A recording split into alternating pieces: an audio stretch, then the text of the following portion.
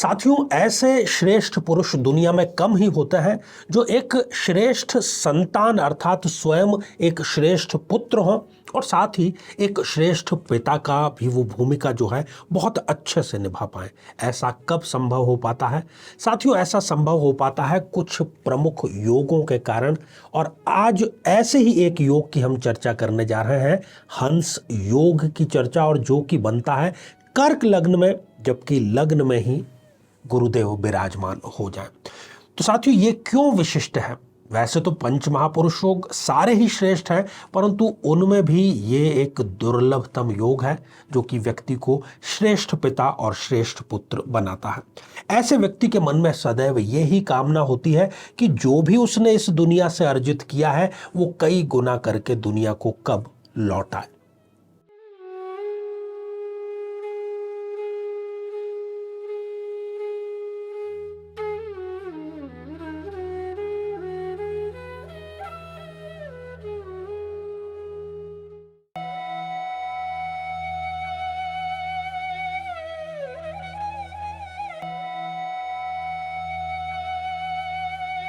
तो मेरे बहुत ही प्रिय और बेहद सम्मानित साथियों, हृदय की असीम गहराइयों से अभिनंदन, बहुत बहुत हार्दिक स्वागत।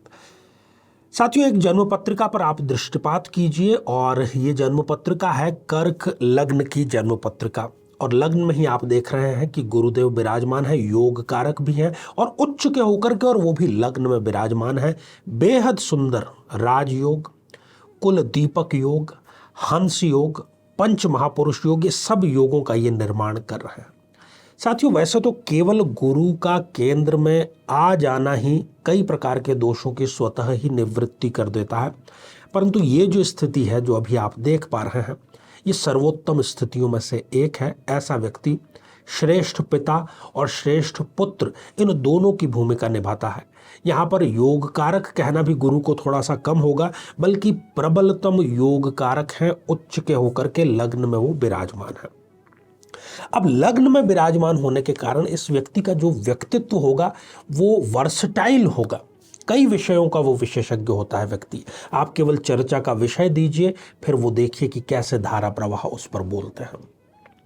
उनके वर्ण की यदि चर्चा करूं तो गौर वर्ण के वो होते हैं, आकर्षक व्यक्तित्व तो होता ही है। यदि इनके लिए कोई थोड़ा भी कुछ कर दे तो ये उसका एहसान जीवन भर कभी भी नहीं भूलते, और आप इन पर आंख मूंद करके विश्वास कर सकते हैं। अपने विवेक के बलबूते ये कैसी भी समस्या से बहुत आसानी से और मुस्कुराते हुए बाहर निकल जाते हैं। त्याग करने में इनको एक सेकंड भी नहीं लगता। जहां त्याग की बात आती है, सबसे पहले ये प्रथम पंक्ति में जाकर के खड़े होते हैं। इनको सिखाने में बड़ी रुचि होती है। जो भी इनको मिला है अपने गुरुजनों से, पुस्तकों से, अपने अनुभव से, उसको ये चाहते हैं कि अधिक से अधिक लोगों तक उसको पहुंचाया जाए। साथियों, यहाँ पर बैठे हुए जो गुरुदेव हैं वो अपनी पंचम दृष्टि से पंचम भाव को देख रहे हैं, बुद्धि का भाव है। तो बुद्धिजीवियों में भी ये अग्रगण्य होते हैं, प्रथम पंक्ति में ये गिने जाते हैं। इनकी जो संतान है वो बेहद आज्ञाकारी संतान होती है, और जैसा कि पहले हमने बतलाया कि ये स्वयं एक आदर्श पिता की भूमिका में भी होते हैं। जब ये 6 या 12 वर्ष के होते हैं तब थोड़ा सा कुछ उतार चढ़ाव इनके जीवन में ज़रूर आता है। साथियों, यहाँ पर बैठे हुए जो गुरुदेव हैं वो सप्तम भाव को भी देख रहे हैं, जो कि दाम्पत्य जीवन का भाव है। तो यदि कुंडली ठीक से मिला करके विवाह संपन्न करते हैं तो इनको जीवन साथी भी अत्यधिक सुंदर और सौम्य प्राप्त होता है, और शादी के बाद इनका भाग्य उदय कई गुना होता है। यदि ये पार्टनरशिप में बिजनेस करते हैं तो उसमें भी इनको सफलता अवश्य मिलती है, और अपने भतीजे से भी इनको कई गुना लाभ मिलता है। इनके फेवर में वो सदैव खड़ा रहता है।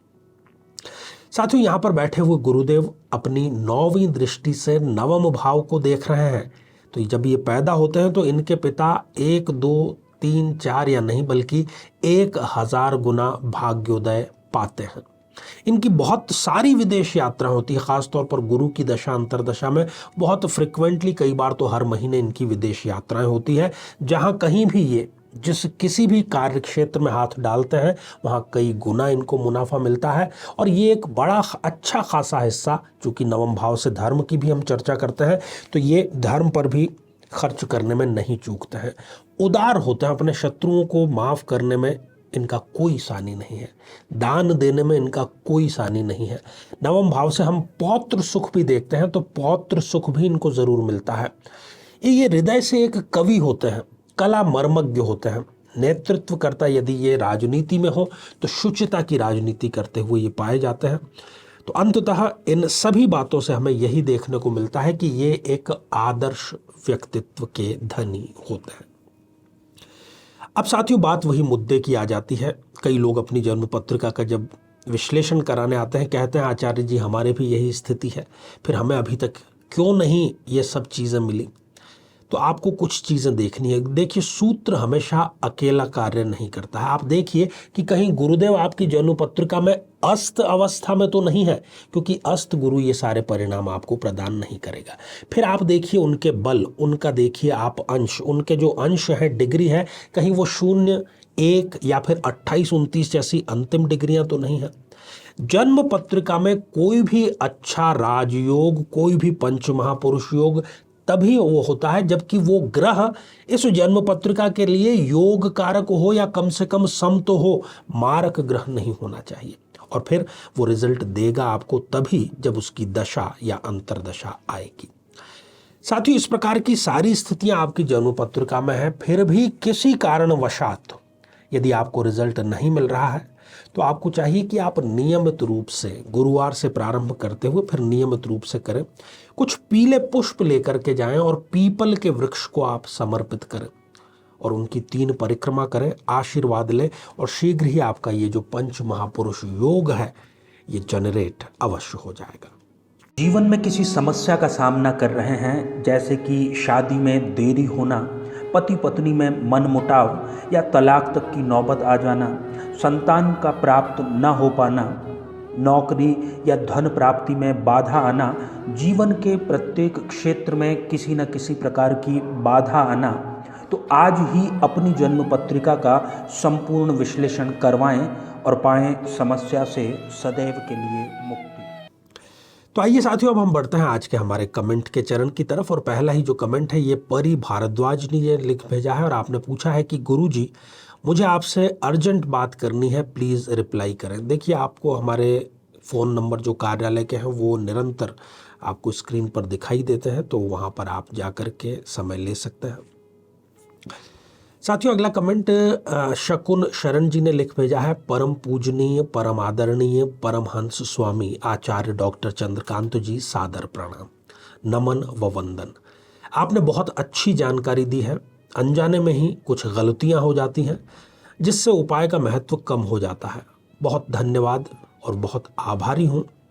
आपका वरद हस्त सदैव बना रहे, ऐसी हमारी कामना है। बहुत सुंदर कमेंट आपका, और हमारा कार्य यही रहता है पूरी टीम का भी कि आपको समय रहते कुछ आवश्यक जानकारियां दे दी जाए ताकि जीवन को बेहतर बनाने में वो सहायक साबित हो।